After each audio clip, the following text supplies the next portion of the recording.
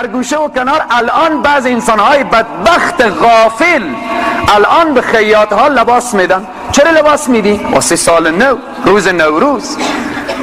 ای کاش وقت انسان کافر میشد دو تا شاخ بیرون میکرد که همه جامعه میفهمید که کی کافر هست و کی مسلمان.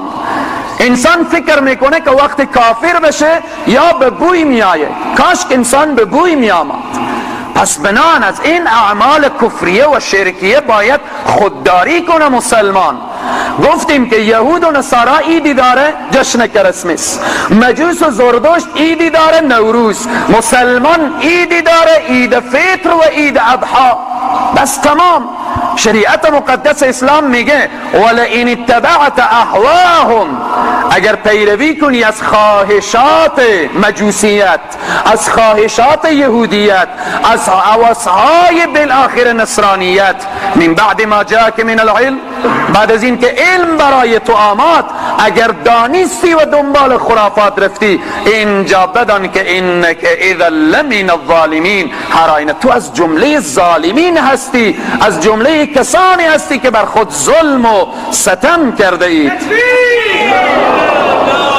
نتایج تجلیل از نوروز، جاهایی که تجلیل از نوروز می شود چی نتیجه و چی عواقب دارد؟ اول زنده کردن صدها بدعت و خرافات. هر جایی که تجلیل از نوروز میشه، چنانچه شیطان زیاد کار میکنه، صدها بدعت زنده میشه، صدها خرافات به وجود میآیه، صدها فسق و فجور و بالاخره در آنجا خود را زنده میکنه. بنان این نتایج تجلیل از نوروز هست. دوم، بالا کردن جنده به نام مولا علی. این مسئله بسیار مسئله مهم است. الحمدلله که امروز از شهر ما و شما کمتر دیده میشه، ولی میرن انسانهایی، ولی کمتر دیده میشه نسبت به سالهای گذشته که به نام جنده از اینجا سفر میکنن میرن در مزار شریف. وقتی در سال گذشته ما در مزار شریف رفتیم، علما، بزرگا، جوانهای منطقه اکثرا دلشان درد داشت از این قضیه. هیچ کس دوست نداره این قضیه را، ولی نمیدانیم این از کجا و بالاخره به چی ترتیب رواج پیدا کرده. بناهن بالا کردن جنده به نام مولا علی، این چه کار میکنه؟ چی عواقبی داره؟ بازار مفسدین را گرم میکنه. بازار مفسدین چی رتن؟ به پای از دوستایی که از خود مزار شریف قصه کردن، وقتی که جنده بالا میشه به این یک شب و دو شب و بالاخره در آنجا انسانهایی که در اونجا و چشم دید خور قصه میکردن، زنهایی که با آرایش و با لباسهای بی‌حجاب و سر تا پا بالاخره وخیم، در اونجا بازار مفسدین گرمه. بناهن این عواقب باید، این عواقب خطرناک این قضایا و مسئله نوروز را باید ما متوجه باشیم. بناهن در اونجا که ما رفتیم علما هم دلنا درد داشت، بزرگان، تا حتی مسئولین روزه مبارکه هم در همونجا همین تشویش را داشتن که این نه اصل شرعی داره، نه اصل قرآنی داره، نه احادیثی چنین را گفته. بناهن چنین رواج پیدا کرده، حال نمیدانیم که این قضیه از کجا آمده و یقینا میدانیم چقدر جنسهای بدلی از کشورهای همسایه میآیه. به این ترتیبه که جنس بدل وارد میشه، عقاید و اعتقادات خرافانه هم وارد این کشور میشه. حالا 500 سال پیش، 100 سال پیش، 200 سال پیش وارد شده و از امروز باید متوجه باشیم که خرافات و بدعات از این بیشتر به شهر و دیار من و شما سرایت نکنه. سوم، جشن نوروز از جشنهای ملی و قومی ایرانیان قبل از اسلام بوده است. آنها دانستیم که از کجا نوروز آمده و به چی ترتیب بین بعضی از مسلمان ها هم رخنه کرده است. چهارم، ارتباط به عواقب و نتایج تجلیل از نوروز اینه که جشن نوروز از اعیاد و جشنهای مشرکین هست، هیچ ربطی به اسلام نداره. بیاریم یک دلیلی از قرآن که جشن نوروز را تایید کرده باشه. بیاریم یک دلیلی از احادیث که جشن نوروز را بیان کرده باشه، عید نوروز گفته باشه. بیاریم یک قولی از صحابه و اهل بیت که جشن نوروز را تایید کرده باشه.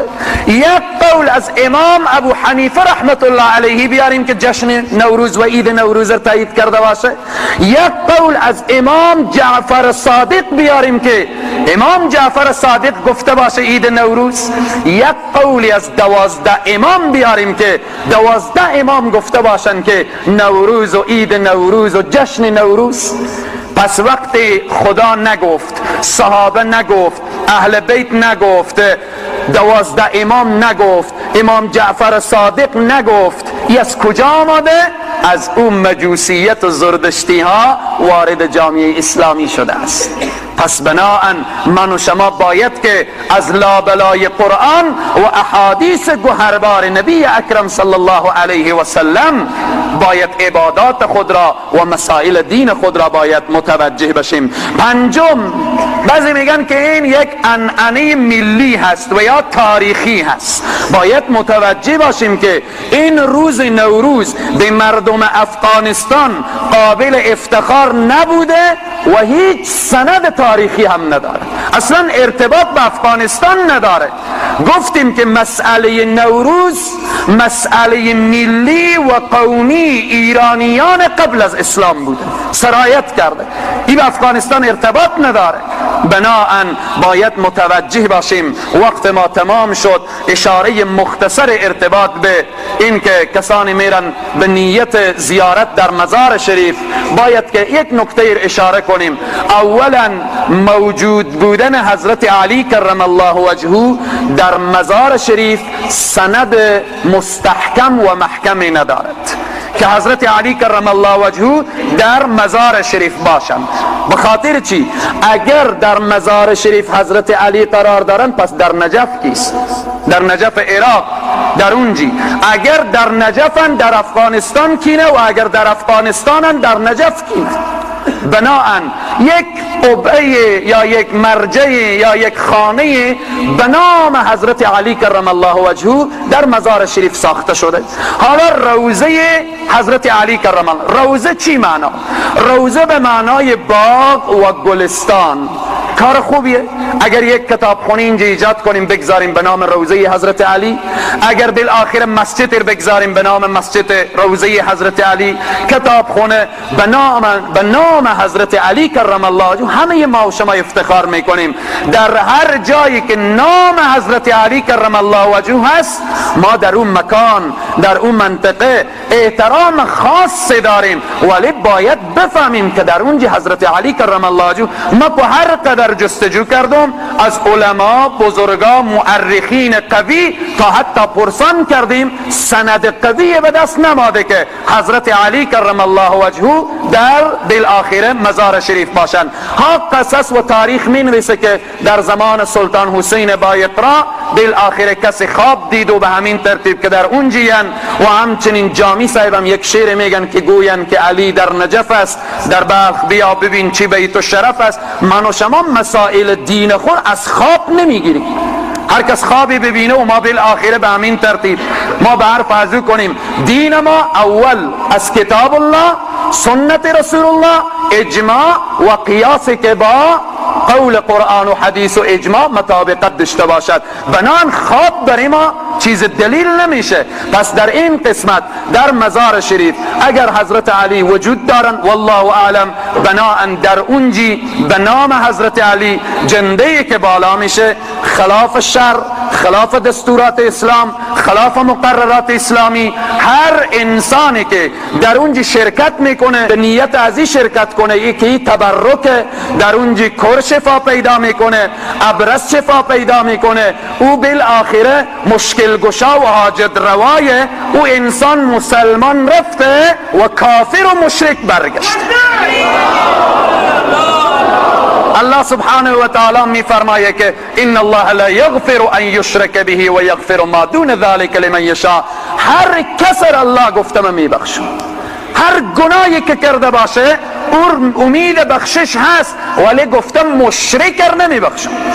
کسی که الله میگه شفا دهنده مه، روزی دهنده مه، حیاتر مه به تو دادم، مماتر مه به تو میدم، بهشتر مه به تو آماده کردم، خلاصه تمام زندگی و خوبی ها مه به تو دادم، حال تو بری پیش یک چوبی گریه کنی که مر شفا بده؟ میگه تو هرگز نمیبخشم. ان الله لا یغفر ان یشرک به و یغفر ما دون ذلك لمن یشاء.